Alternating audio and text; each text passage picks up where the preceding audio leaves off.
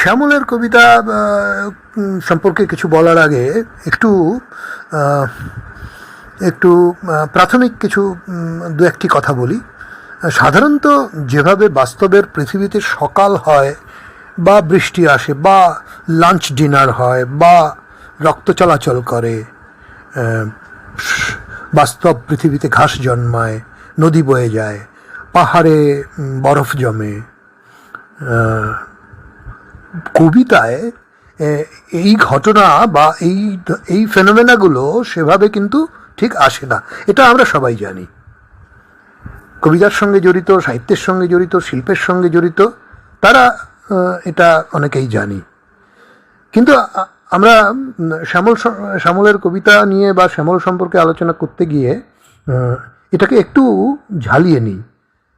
আমি যদি খুব বাড়াবাড়ি না করে থাকি তাহলে এইটুকু বলা যায় যে এই যে বললাম বাস্তবের পৃথিবী, এই বাস্তবের পৃথিবী কিন্তু মোটামুটি গদ্যময়। তো কবিতায় সুর, তাল, ছন্দ, মেজাজ মেশানো, বিনির্মাণ হয়। এই সব ঘটনা প্রবাহের একটা বিনির্মাণ হয়। কিন্তু তবুও কবিতা বাস্তবের পৃথিবীর মানুষই নির্মাণ করেন। শিল্প, সাহিত্য, সংস্কৃতি, যাকে আর্ট বলা হয়, সে ব্যাপারটাই তাই। সে একটু যেন অধরাই থাকতে চায়। তো কবিরা সেই অধরা এক কল্পিত পৃথিবীকেই বোধহয় আঁকতে চান। এবার ঘটনা হচ্ছে এই কবিতা শিল্পীদেরও একটা ক্যাটেগরি তৈরি হতে থাকে, একটা শ্রেণী তৈরি হতে থাকে। কবিরা প্রত্যেকেই কাজ করেন, কবিতাকে সমৃদ্ধ করতে করতে এগিয়ে যান জীবনযাপনে, জীবনচর্যায়। তো ক্যাটেগরি তৈরি হতে থাকে। কবিতার ভাষা, চলন, কথন, চিত্রকল্প, ঢং সব কিছু মিলিয়ে একটা কবিরা ক্রমশ একটা ফাইন থেকে ফাইনার পথের খোঁজ করতে থাকেন, অন্য পথের খোঁজ করতে থাকেন, যে পথ দিয়ে কবিরা হাঁটবেন এবং তার নির্দিষ্ট লক্ষ্যে সে পৌঁছবেন। সাধনা করতে করতে, অনেকটা বাস্তবতা ত্যাগ করতে করতে কবি পৌঁছতে চান তার আকাঙ্ক্ষিত রহস্যঘন এক পৃথিবীর দিকে। প্রত্যেক কবির তার নিজস্ব একটা কল্পিত পৃথিবী থাকে। এভাবে কেউ কেউ নিজেই নির্মাণ করতে পারেন, হ্যাঁ, তার নিজস্ব সড়ক, যে সড়ক দিয়ে তিনি হাঁটবেন। কবিতার মাধ্যমে সে পৌঁছে যাবেন তার আকাঙ্ক্ষিত এক অন্য সংসারের দিকে, যে সংসারের সঙ্গে এই বাস্তব পৃথিবীর সংসারের মিল নেই। সেই সড়কে, যে সড়কটি তিনি নির্মাণ করতে চলেছেন, সেই সড়কে ভিড় নেই, ট্রাফিক জ্যাম নেই। এটা তার নিজস্ব সড়ক। প্রত্যেক কবিরা এটা তৈরি করেন। তো আমাদের শ্যামল সিংহ এই কবিতার এই মহাসড়ক এর এক নির্মাণ শিল্পী বলে আমার মনে হয়। আমার নিশ্চয়ই অন্য অনেকেরই মনে হয়। তো আমাদের উত্তরবঙ্গে কবিদের মধ্যে, উত্তরবঙ্গ বলা ঠিক নয়, বাংলা কবিতার, আধুনিক কবিতার একটি অন্যতম স্তম্ভ তিনি অরুণেশ ঘোষ। অরুণেশ দা একবার বলেছিলেন যে প্রথাগত অর্থ না করেও প্রায় আপাত অর্থহীন শব্দ জাদুর মতো শব্দ দিয়েও যে সৌন্দর্য সৃষ্টি করা যায়, সেটা শ্যামলের কবিতাতেই প্রথম পাই। বাংলা কবিতায় এই নতুন ধারার স্থপতি শ্যামল সিংহ। এটা অরুণেশ দা বলেছিলেন। তো কাব্যভাস, স্পর্শকাতরতা, শ্যামলের কবিতার কথা বলছি, শ্যামলের কবিতার যে কাব্যভাস, স্পর্শকাতরতা, শৈল্পিক আবেদন, এগুলো বোধহয় এগুলো ব্যতিক্রমী না হলে বোধহয় শ্যামলের কবিতার আজ আজ খোঁজ পড়তো না সেভাবে। মৃত্যুর 17 বছর পরেও আজকে শ্যামল সিংহের কবিতা খোঁজ করেন বহু বহু বাংলা কবিতার পাঠক। এটা আমরা বইমেলায় দেখি, কলকাতা বইমেলায় দেখি, বিভিন্ন লিটল ম্যাগাজিন স্টলে অনেকেই আসেন, এদিককার যারা স্টল করেন তাদের ওখানে খোঁজ করেন, শ্যামলের বই বিক্রি হয় যদি পাওয়া যায়। এই হচ্ছে শ্যামল। এখন আরেকটি কথা এখানে বলা দরকার যে কেউ কেউ বলেছেন যে শ্যামল এমন একজন কবি যাকে সুরিয়ালিস্টিক কবি বলা যায়। তো এখন এখানে একটা কথা খুব পরিষ্কার করা দরকার, সেটা হচ্ছে যে এই যে সুরিয়ালিস্টিক বলে কাউকে কাউকে প্রথমে দূরে সরিয়ে রাখার একটা চেষ্টা সবসময় হয় আধুনিক কবিতার আলোচনায় বা ক্যাটেগরাইজেশনে। সেটা কেউ অধিবাস্তবতা বলেন, কেউ পরাবাস্তবতা বলেন। আমরা কিন্তু এটা দেখতে পাচ্ছি শ্যামলের কবিতা সেই অধিবাস্তবতা পরাবাস্তবতা পেরিয়ে ইতিমধ্যেই বাংলা আধুনিক কবিতার একটা প্রাদেশিক যে ভূগোল সেটা অতিক্রম করে গিয়েছে একদম। অনেকটা জীবনানন্দের মতোই মৃত্যুর পরেও ওর পারমাণবিক সব কবিতাকে পাঠক চিনতে পারছে, চিনতে চাইছে। কলকাতার বাইরে থেকে কবিতা চর্চা করে খুব কম কবি এ সম্মান পেয়েছেন। আরেকটা জিনিস বলা দরকার, এই রেডিও কবিতা এখন ডুয়ার্স আয়োজিত রেডিও কবিতায় এর মধ্যেই শামসের আনোয়ারকে নিয়ে আলোচনা হয়েছে। সেখানে শামসেরের সঙ্গে ভাস্কর চক্রবর্তীর মতো বড় কবির বন্ধুত্ব, সেইটা আলোচনা হয়েছে। বিশিষ্ট চিত্র পরিচালক বুদ্ধদেব দাশগুপ্তের কথা আলোচনা হয়েছে। শামসের আনোয়ার কিন্তু শ্যামলের বন্ধু ছিলেন। শামসের যেরকম বিজয় দে, সমর রায়চৌধুরী বন্ধু ছিলেন, সেরকম শ্যামলও বন্ধু ছিলেন। তো শামসের কিন্তু একটি জায়গায় বলেছিলেন যে ওকে জিজ্ঞেস করা হয়েছিল আপনার প্রিয় কবিকে, সে কিন্তু বলেছিল আমার প্রিয় কবি শ্যামল সিংহ। তো এই হচ্ছে শ্যামলের কবিতা বা শ্যামল সম্পর্কে অন্যের কথা।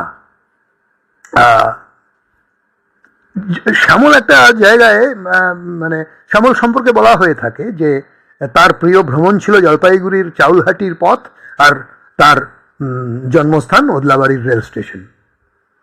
তো যার প্রিয় ভ্রমণ স্থল হচ্ছে জলপাইগুড়ি চাউলহাটির পথ আর ওদলাবাড়ি রেল স্টেশন, তার সে যে কাব্যাকাশের যে কবিতা আকাশের সন্ধান পেয়েছেন, সেইটা নিশ্চয়ই বলাই বাহুল্য যে এই আকাশে ও এমন এক কাব্যভুবন আবিষ্কার করেছিল যেটা তাকে পৃথিবীর অন্য দিকে আর তাকাতে দেয়নি। এখানে বসেই সে মানে পারমাণবিক সব কবিতা। আমি 1984 সালে বক্সাবাজার নামে একটা কাগজ করতাম কামাখ্যাগুড়ি আলিপুরদুয়ার থেকে। সেখানে একগুচ্ছ কবিতা শ্যামলের আমরা ছেপেছিলাম। আমি সেখান থেকে দুটো কবিতা একটু উল্লেখ করি। একটা কবিতার নাম মহিষ। মহিষ নামে একটি কবিতাটা হচ্ছে 6 লাইনের কবিতায় যুবক নেই, যুবতী নেই, বাতাস ছুঁয়ে ছুঁয়ে সে চলে গেছে সমুদ্রে। সারাদিন একটা পাগল চিৎকার করে, ভাঙা রেল লাইন, ভাঙা রেল লাইন, ভাঙা রেল লাইন। আঁচল পুড়ে পুড়ে ছাই হয়ে গেলে স্লেট ভেঙে বেরিয়ে পড়ে মহিষ। এই স্বাভাবিকতার ধারা অতিক্রম করে, এই কথা বলার স্বাভাবিক কল্পনার স্বাভাবিক স্রোতকে উপেক্ষা করে এই যে কবিতার ডালপালাকে অন্য মাটিতে রোপণ করা, সেটা শ্যামল সিংহ। আরেকটি কবিতা শুনুন, টমেটো, যেটা খুব অনেকের মুখে মুখে ঘোরে। কলমের বাইরে তুমি আছো, তুমি জানো না আগুন ও বনের গোপন বিবাহ। আত্মহত্যার আগে উঁকি দেয় টমেটো, আত্মহত্যার পরেও উঁকি দেয় টমেটো। দেখুন, আত্মহত্যার আগে উঁকি দেয় টমেটো পর্যন্ত ঠিক ছিল, ঠিক ছিল, কিন্তু আত্মহত্যার পরেও উঁকি দেয় টমেটো, এইটা কিন্তু বাংলা ভাষায় আমরা প্রথম শুনলাম। তারপরের লাইন, ঝিনুক কুড়োতে কুড়োতে জেগে থাকা, মন্দিরের ভিতরে কেউ নেই, মন্দিরের ভিতরে কেউ ছিল না। এই যে একটা একটা অমোঘ পরিণতির দিকে যাওয়া, শেষে একটা একটা বেড়ালের থাবার মতো থাবা মারা, খুব সামান্য 4-5-6 লাইনের কবিতায়, 3 লাইনের কবিতায়, ওর 2 লাইনের কবিতায় আছে, এখানে এই যে শেষে থাবা মারা আমাদের স্তব্ধ করে দিয়ে আমাদের একটা অন্য অন্য জগতে সে নিয়ে চলে যায়। তো কবিতা, অনেক কবিতাই পড়া যায় শ্যামলের, অনেক কবিতা পড়া যায়। 3টে যদিও কবিতার বই, কিন্তু আরো আরো অনেক আছে, এখনো অপ্রকাশিত আছে। একটা ওর ওর ওর 3-4টে লাইন খুব অনেকেই কোট করেন, অনেকেই বলেন, সেটা একটু বলি। ভেড়ার পালের মতো আজকাল সন্ধ্যা আসে, ভেড়ার পালের মতো আজকাল সন্ধ্যা আসে, সন্ধ্যা আসছে ভেড়ার পালের মতো। বা এইটুকু স্বাভাবিক ছিল, ঠিক আছে, ঠিক আছে। সে গোধূলি বেলায় গরুর পাল আসেন, ঘরে ফেরে, গোয়ালে ফেরে, এ ঠিক আছে। তারপর দেখুন, দেয়াল ও পেরেকের সম্পর্ক নিয়ে কথা বলি, দেয়াল ও পেরেকের সম্পর্ক নিয়ে কথা বলি পর্যন্তও ঠিক ছিল। তারপর 3য় লাইন, কথা বলি উটের ছায়া নিয়ে। আচ্ছা ঠিক আছে, উটের ছায়া নিয়ে পর্যন্তও ঠিক ছিল। যদি ধরে নিই উট একটি উঁচু, একটি একটি একটি বেশ বড় আকারের প্রাণী, এটা রোদ পড়লে রাজস্থান দিয়ে, মরুভূমি দিয়ে যখন উট যায়, বা একটা একটা একটা তার ছায়া পড়তেই পারে, এটা স্বাভাবিক, খুব একটা যে অস্বাভাবিক কিছু তা নয়। এবারের পরের লাইন, ঝোপের আড়াল থেকে সুই সুতোর কথা বলি। আচ্ছা ঠিক আছে, ঝোপের আড়াল থেকে সুই সুতোর কথা বলি, শুরু হলো, শুরু হলো।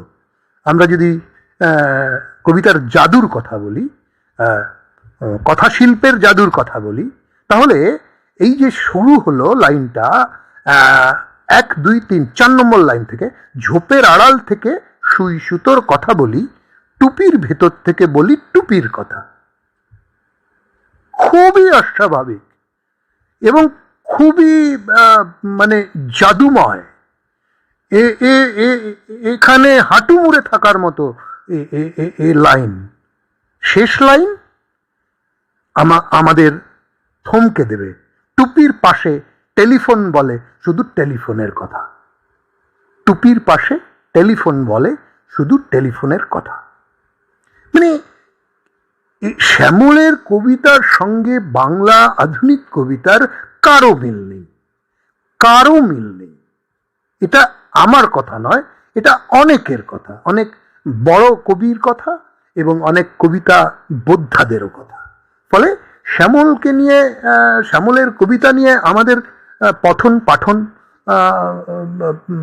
ভালো করে অনেক নিবিড়ভাবে শুরু করতে হবে।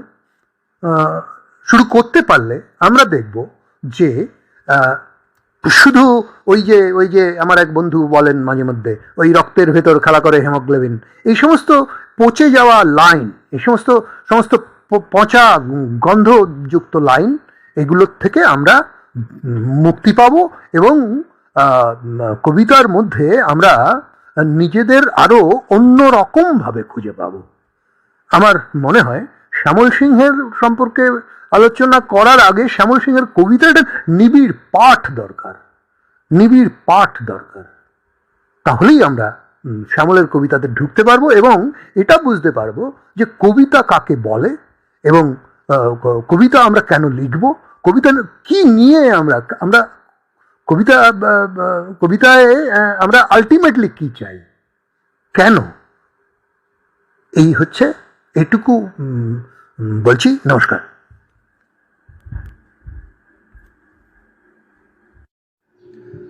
হ্যাঁ, শ্যামল সিংহ সম্পর্কে যেটা বলছিলাম সেটা হচ্ছে কবিতার কাছে আমরা কি চাই।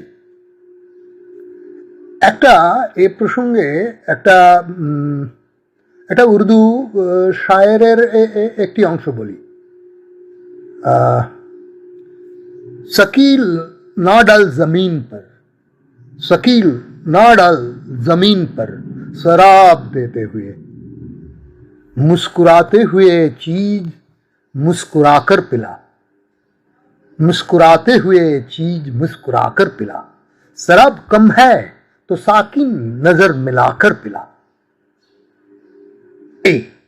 এটা হচ্ছে এই প্রথম শরাব দিতে হুয়ে, মুস্কুরাতে হুয়ে, চিজ মুস্কুরা কর পিলা, এই সমস্ত স্বাভাবিক কথাবার্তা। এখানে এখানে খুব একটা গল্প নেই। গল্পটা হচ্ছে শরাব কম হ্যায় তো সাকিন নজর মিলাকর পিলা। এই যে শেষে নজর মিলাকর পিলা, এইটা কিন্তু একটি অপার্থিব ঘটনা, এবং এখানে পোয়েট্রিটা জন্ম হলো। এতক্ষণ প্রথম 3-4 লাইন পরের, প্রথম 2-3 লাইনের পরে এই যে শেষ পংক্তি, শেষ অক্ষরগুলো কথা হয়ে উঠে এলো, অক্ষরগুলো কথা হয়ে উঠে এলো। So it is a poetry. এবার আমরা এখানে শ্যামলকে মেলাই খানিকটা। যেমন একটি লেখা পড়ি, সেটা হচ্ছে কবিতাটার নাম শ্যামল দিয়েছে শীষ। যেরকম শীষ দেয়, শীষ। বরফের কাছ থেকে সে সরে এসেছে, মাটির গন্ধ শুকে শুকে সে কি খোঁজে, তার কোনো কুটুম্ব নেই, টিয়া পাখির কাছে সে ফেলে এসেছিল শীষ, টিয়া পাখি শীষ ধরে ধরে খুঁজে বেড়াচ্ছে তাকে, সে বরাবরই স্বাধীন। এখানে আমরা আরেকবার কবিতাটাকে লক্ষ্য করি। এটা জাস্ট 4, 8, 9, 10 লাইনের, ছোট্ট 10 লাইনের। 10 লাইনের মধ্যে কত হবে? 30টি শব্দ বড় জোর। সেটা হচ্ছে বরফের কাছ থেকে সে সরে এসেছে, মাটির গন্ধ শুকে শুকে সে কি খোঁজে। খুব স্বাভাবিক কথা। এটা অনেকেই বলতে পারবেন, আশা করি বলতে পারবেন। বলবেন কিনা জানি না, বলতে পারবেন। তার কোনো কুটুম্ব নেই, এটাও বলতে পারবেন।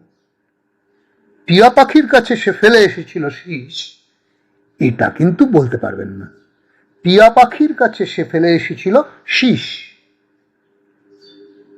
এখানে কিন্তু কবিতাটার মানে মোচড়টা তৈরি হচ্ছে। টিয়া পাখি শীষ ধরে ধরে খুঁজে বেড়াচ্ছে তাকে। এবার জাস্ট রিভার্স, টিয়া পাখি শীষ ধরে ধরে খুঁজে বেড়াচ্ছে তাকে।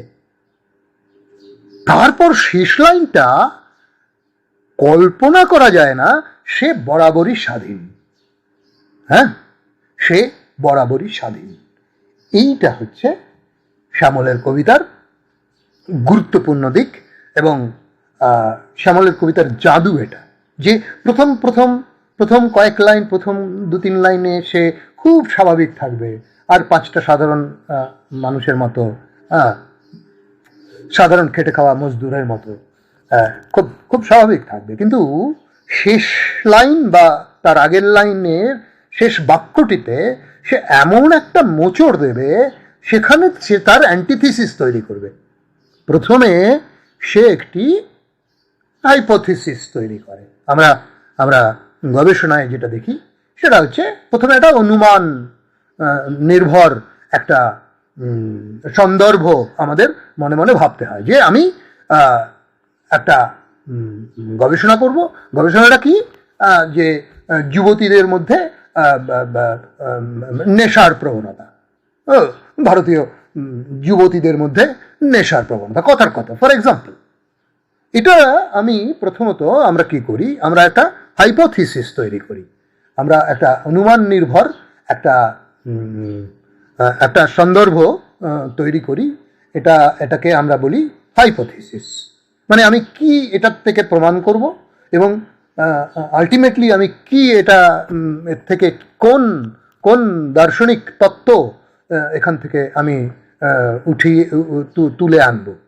তারপর আমি কাজটা শুরু করি, গবেষণার কাজটা শুরু করতে করতে আমি দেখি ভারতবর্ষের মহিলাদের মধ্যে ধরা যাক এই নেশার প্রবণতা ইত্যাদি ইত্যাদি ডেটা সংগ্রহ করি করি করি করি করতে করতে আমরা একটা জায়গায় এটাকে নিয়ে যাই, নিয়ে যাওয়ার পরে তারপর এটা একটা থিসিসে পরিণত হয়। অর্থাৎ হাইপোথিসিসটা যদি এই তথ্য এবং এই এই সমস্ত সার্কামস্টেন্সিয়াল এভিডেন্স দিয়ে প্রমাণ হলো, তখন এটা থিসিস হলো। এবার মুশকিলটা হচ্ছে যে এই থিসিসটা শ্যামল নির্মাণ করেন। প্রথম দিকে একটা হাইপোথিসিস করেন, হাইপোথিসিস করার পরে সেটাকে থিসিসে নিয়ে চলে যান। কিন্তু মুশকিলটা হচ্ছে যে শেষে শ্যামল নিজেই তার থিসিস ভেঙে একটা অ্যান্টিথিসিস তৈরি করেন। এইটা হচ্ছে কবিতার কাছে আমাদের এর চেয়ে বড় কিছু পাওনা নেই, মানে ডিমান্ড নেই। রাদার আমরা থিসিস অফ দি ম্যাক্সিমাম কি হয় সাধারণত পপুলার কবিতা, অর্থাৎ আমরা যেটা সিনেমার ক্ষেত্রেও বলি যে পপুলার সিনেমা, আর্ট ফিল্ম ইত্যাদি ইত্যাদি বলি। শিল্পকলার বিভিন্ন ক্ষেত্রেই এটা ঘটে থাকে যে একটা হচ্ছে পপুলার আর একটা হচ্ছে আনপপুলার, অর্থাৎ কম লোকে সেটা থেকে তার রসদ পেয়ে থাকেন। হ্যাঁ, সেটা হচ্ছে যেমন কবিতার ক্ষেত্রেও সেটা কোনো কবি, এরকম অনেক কবি আছেন যাদের কবিতা খুব কম পঠিত হয়েছে, কিন্তু যারা পড়েছেন তারা তৃপ্তির এবং মুগ্ধতার একটা খুব খুব উচ্চ মার্গে তারা পৌঁছেছেন। শ্যামলের কবিতা আমার কখনো কখনো মনে হয়েছে যে উর্দু ভাষায় লেখা বিখ্যাত কতগুলো শায়েরের মতো, খুব ছোট্ট, কিন্তু তাতে এমন একটা দার্শনিকতার মাত্রা ছুঁতে পেরেছে সেই সামান্য কটি লাইন, যেটাকে ডিফাইন করা যায় না, যেটাকে আর ব্যাখ্যা করা যায় না, যেটা ব্যাখ্যাতীত, সেটাকে শুধু একটা কল্পনা করে নিয়ে তাকে আঁকড়ে ধরে থাকতে হয়। সেটা ঠিক আলোচনা করা বা যেভাবে আমরা স্ক্যান করি সেভাবে করা যায় না। মূলত কবিতা বহির্ভূত অন্য কোনো ভাষায় তাকে বলা বোধহয় একটু দুষ্কর, এটা ঠিক।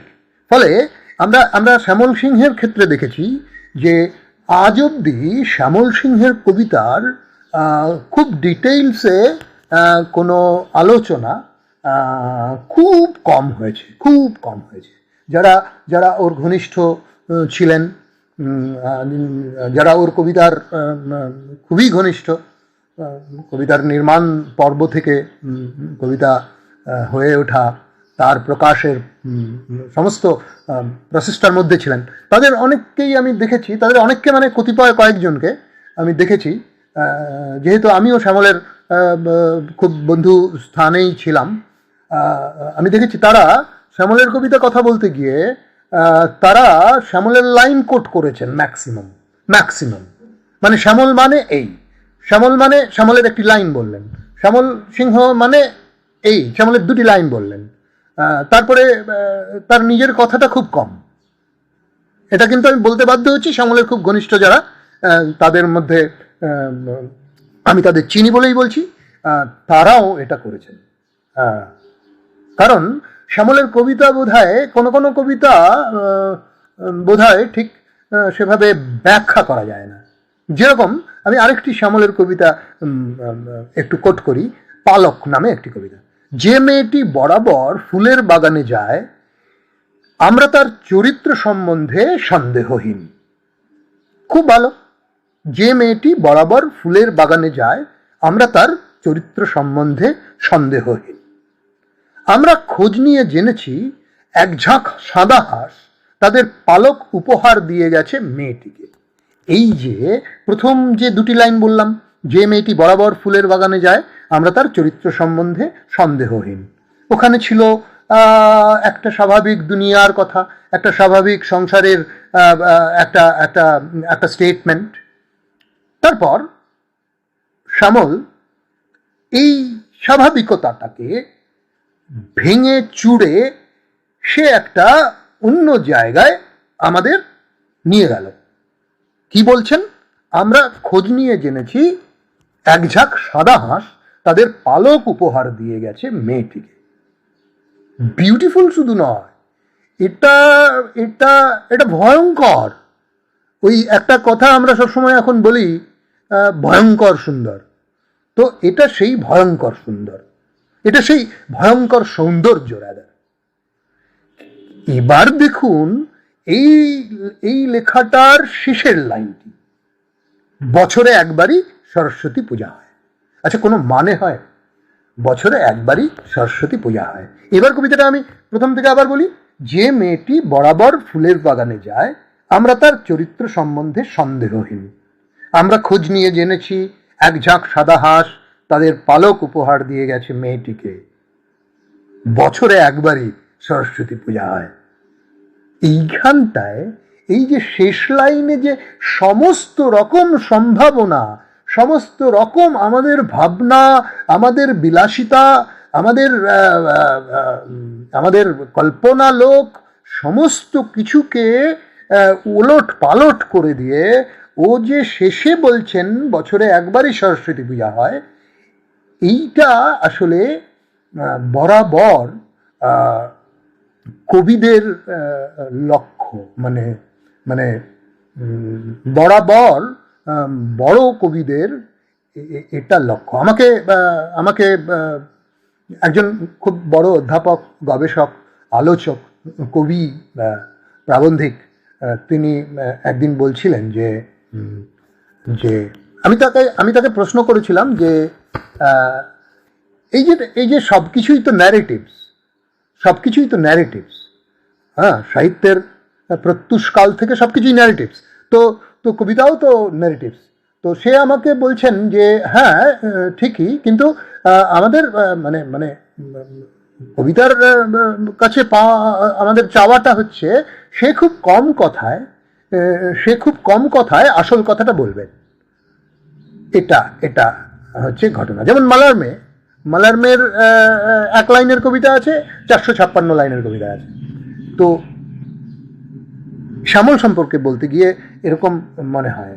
একটা 4 লাইনের কবিতা, শ্যামল লিখছে লাল জুতো, তোমার পায়ে লাল জুতো, এপাড়ার আগুন জ্বলছে, তোমার পায়ে লাল জুতো, ওপাড়ার আগুন জ্বলছে। ব্যাস, আর কিছু নেই। 4টে মাত্র লাইন। কবিতাটার নাম লাল জুতো। কবিতাটা হচ্ছে তোমার পায়ে লাল জুতো, এপাড়ায় আগুন জ্বলছে, তোমার পায়ে লাল জুতো, ওপাড়ায় আগুন জ্বলছে। আমরা এই 4টে লাইন, হ্যাঁ, 4টে লাইনে 4 4 16টি শব্দ।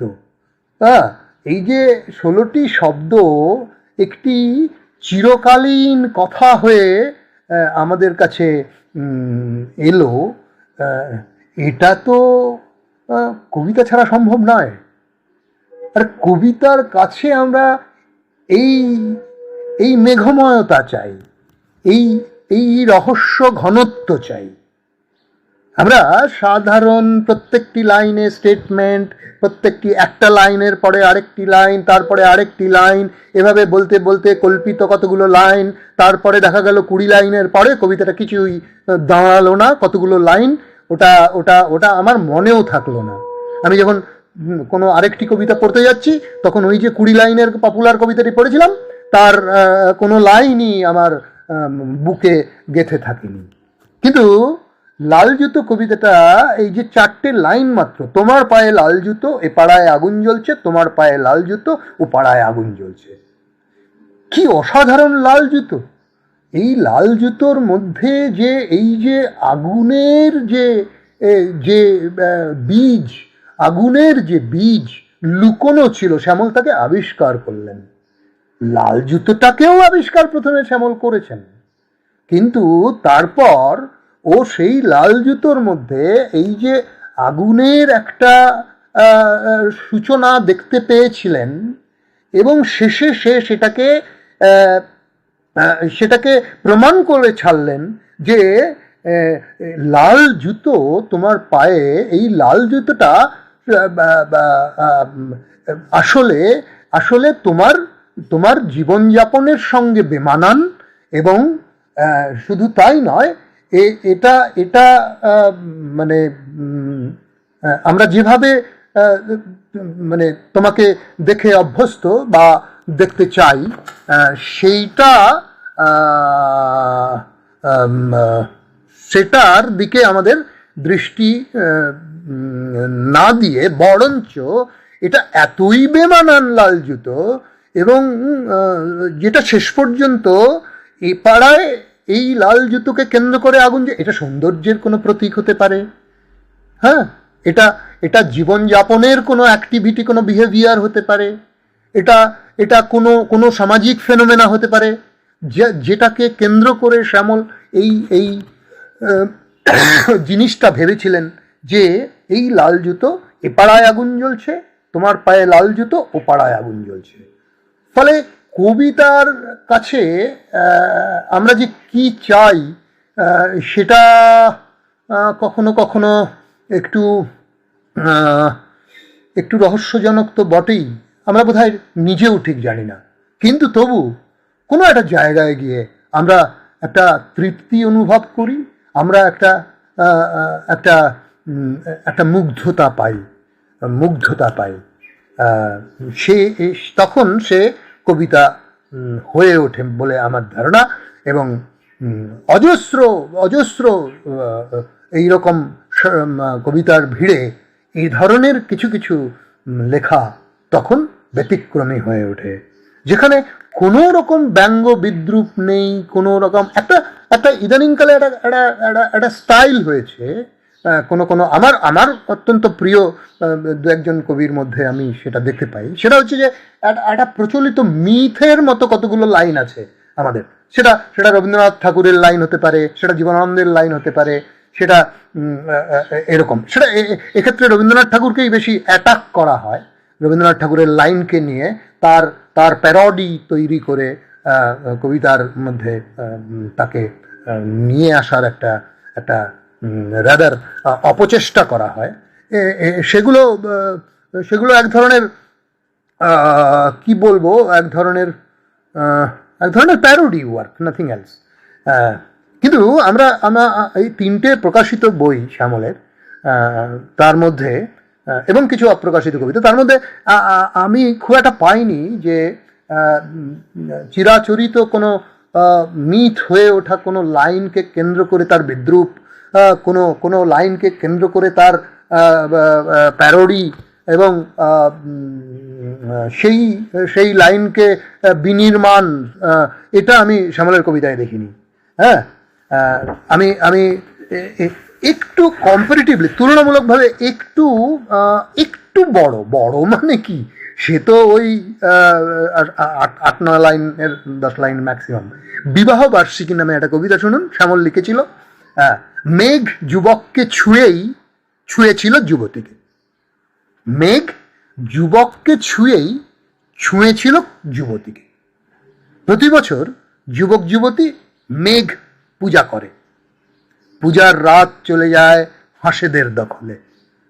সারা রাত প্রদীপের মতো অজস্র হাঁস ভেসে যায় দূর থেকে দূরে।